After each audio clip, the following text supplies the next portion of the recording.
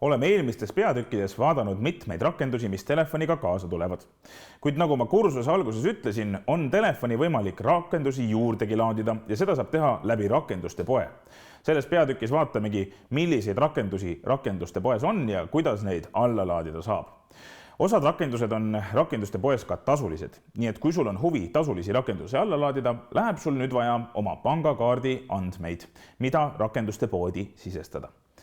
Rakenduse pood küll küsib natukene andmeid, aga see ei ole väga keeruline ja väga palju aega see ei tohiks võtta. Igal juhul võtame telefoni uuesti kätte ja asume vaatama. Alustuseks tuleb meil leida üles rakendus, mille nimi on App Store. Rakenduste poodi pääseme me läbi äpi App Store, mis asub taaskord, nagu ikka meil kõik äpid, koduekraanil. Otsime siis App Store'i üles ja vaatame, kuidas äppe alla laadida saab. Maps. App Store. Double tap to open. Koputame rakendusele 2 korda, et see avada. App Store. What's new on the App Store? Heading. Ning kõigepealt räägib telefon meile, mida uut App Store'ist leida võib. In app events, discover and enjoy timely events within apps and games. App Store widget. Get daily stories from our editors on your home screen.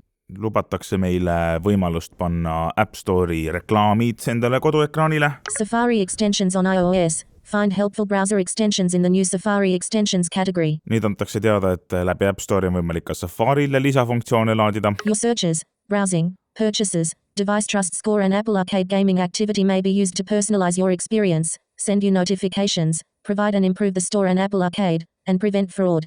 Your device serial number may be used to check eligibility for service offers. See how your data is managed. Button. Ning telefon annab ka teada, et osa meie seadme andmetest jagatakse Apple'iga ning kontrollitakse, kas meil on võimalik saada näiteks soodustusi. Personal data use. Icon. Ja siin on võimalik saada lisainformatsiooni selle kohta, kuidas meie andmeid kasutatakse. Continue. Button. Meie vajutame nupule Continue. Alert. Allow App Store to use your approximate location. Nüüd Places visible. küsib telefon, kas App Store võib kasutada meie asukohta, seda selleks vahel, et pakkuda asukohapõhiseid äppe. Map. Allow once. Minul seda vaja ei ole, mina ütlen hetkel ei, aga igaüks ütleb siin ise, mis valik talle kõige rohkem sobib. Today. Friday. Nüüd oleme jõudnud App Store'i ning App Store'i rakendus koosneb sarnastest komponentidest nagu teisedki rakendused. Ehk siis ekraani alumises servas on erinevad vahekaardid ja äpi osad ja vaatame, mis variante siin pakutakse. Tab bar. Selected. Today. Today vahekaart on nii-öelda avalehekülg, kuhu Apple paigutab enda poolt soovitatud rakendusi, nendega seotud videoid, uudislugusid ja palju muud. Games. Tab. Games alt leiame me hulk mänge. Apps. Tab. Apps alt aga hulk erinevaid muid rakendusi ning nende soovitusi. Arcade. One item. Tab. Arcade on aga Apple'i mängukeskkond, millega saab liituda kuutasu eest ja seal mänge mängida. Kahjuks sealt väga palju ligipääsetavaid mänge ei leia. Search. Tab. Viimane valik on aga Search, mis on otsing ja ma usun, et see on üks kõige rohkem kasutatavaid variante, sellepärast et me tahamegi ju otsida rakendusi. Ja teemegi nüüd siin asjaga algust ning koputan 2 korda valikule Search. Selected. Search. Tab. Ning laen endale telefoni alla mõne rakenduse. No näiteks, mis oleks hea lihtne rakendus? Võib-olla tahame kuulata raadiot. Võtamegi ette näiteks Vikerraadio äpi. Games, apps, stories and more. Search field. Ekraani ülemisest osast leiame me ala, mille nimi on Search field, ehk siis Games, App, Stories and More. Lubatakse meil otsida siis nii mänge, äppe endeid kui ka nendega seotud lugusid. Koputame selle valiku peale. Insertion point, search field ja is editing. Avatigi klaviatuur, kirjutame siia Vikerraadio. V, I, M, K, E, R, D, O. Selleks, et otsida, leiame ekraani alumisest paremast nurgast otsi nupu, koputan sellele. Vikerraadio. Ning ekraani ülemises osas keskel on taas juba otsingute valikud. Vikerraadio, music, 3.25 stars, 9 ratings, button. Telefon ütleb meile, et Vikerraadio, muusikaga seotud rakendus, ehk siis äppidel on ka antud kategooriad, sellel on 3,5 tärni hinnang, mida sellised kasutajad siis anda saavad ja see põhineb 9 hinnangul. Vasakult paremale 1 kord pühkides Get, button. näeme me nupu Get. Get nupp on olemas nendel rakendustel, mis on tasuta. Osade rakenduste puhul võib siin esineda hind või teiste rakenduste puhul võib olla seal nupp free with in-app purchases, mis tähendab seda, et rakendus ise on tasuta, aga rakenduses endas on tasulisi komponente, mille sa saad osta siis, kui rakendus on alla laetud. Mina koputan nüüd siia Get nupul, et saada kätte Vikerraadio äpp. Loading. App Store. Dimmed. Button. Nüüd soovib telefon teada, kas meie oleme ikkagi need, kes seda telefoni kasutavad ja omavad, et me siin kellelegi võõra telefoni äppe alla ei läheks, vaatame, mis ta meie käest küsib. Cancel. Button. Vikerradio. Estonian Public Broadcasting. App. Account. Öeldi, et see rakendus on meil Eesti Rahvusringhäälingu poolt loodud. Account. Kursused pimedateliide. EE. Konto nimi on meil kursused pimedateliit.ee, see on õige. Install. Button. Siin on nupp install. Koputame sellele 2 korda. Sign in with Apple ID. Enter the password for Kursused pimedateliide. EE to authorize this transaction. Telefon palub sisestada mul konto parooli, et saaksin selle rakenduse alla laadida. Parooli on vaja sisestada üldiselt ainult mõni kord. Edasised ostud ning rakenduste allalaadimine toimuvad telefonis näotuvastuse või sõrmejälje tuvastuse abil. Panen oma parooli kirja. Teile ma selle parooli kirjutamist ei näidanud, lõikasin siit selle vahelt välja. Nüüd leian ekraani olemusest paremast nurgast. Sisestus. Nupus sisestus ja koputan sellele 2 korda. Process. App Store. See heli tähendas seda, et rakendus on alla laadimisel või ost on kinnitatud. Kuid nüüd annab telefon meile teada, This Apple ID has not yet been used in the iTunes Store. et seda Apple ID-d või Apple'i kontot ei ole ennem ostudeks kasutanud. Tap Review to sign in, then review your account information.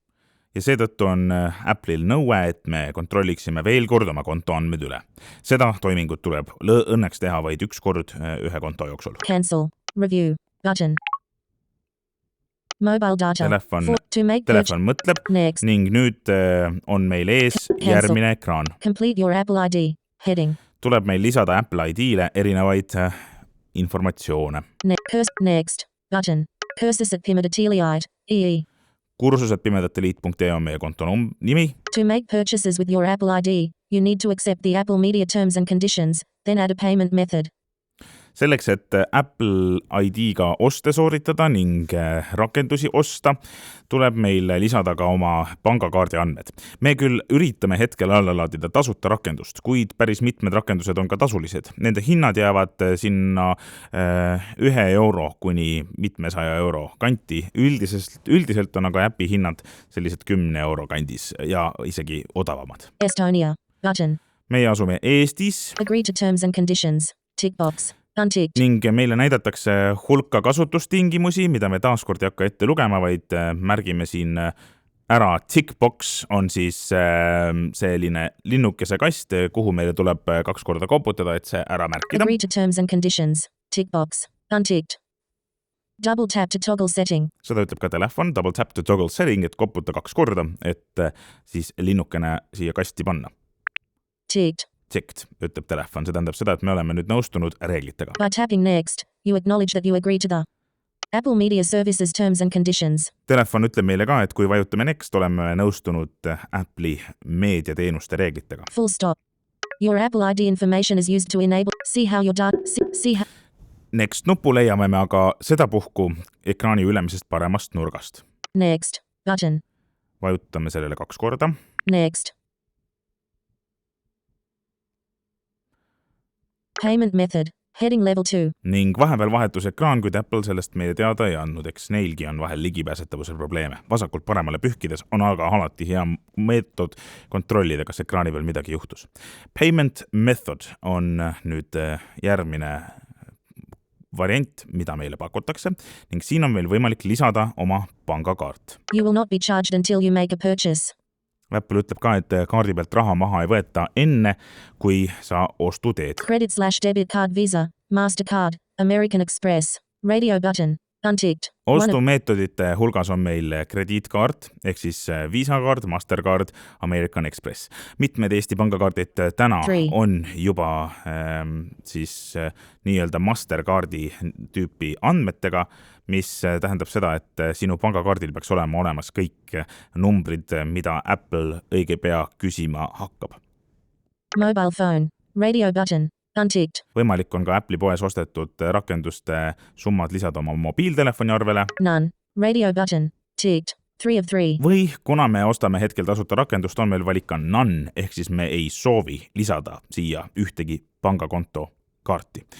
Kuna aga ma nagu ütlesin, rakendusi on, mis on tasulised ja millest võib ka nägemispuudega inimestele kasu olla, siis soovitan siiski lisada oma pangakaardi ning põgusalt näitan seda, kuidas see käib. Lähen tagasi 2 sammu. Credit/debit card Visa, Mastercard, American Express. Krediitkaardi valiku juurde ning koputan sellele 2 korda. Ticked. Ticked, ehk siis see valik on nüüd aktiivne. Liigume vasakult paremale pühkides edasi. None. Number. Required. Text field. Required.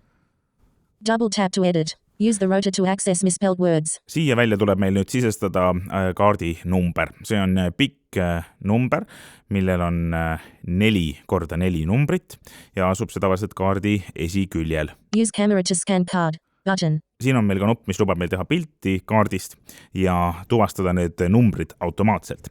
See lahendus töötab üsnagi hästi, nii et kui meil on kaart, millest pilti teha, pange see laua peale, veenduge, et tuli põleb ning aktiveerige see nupp ja tõstke telefon kaardi kohale.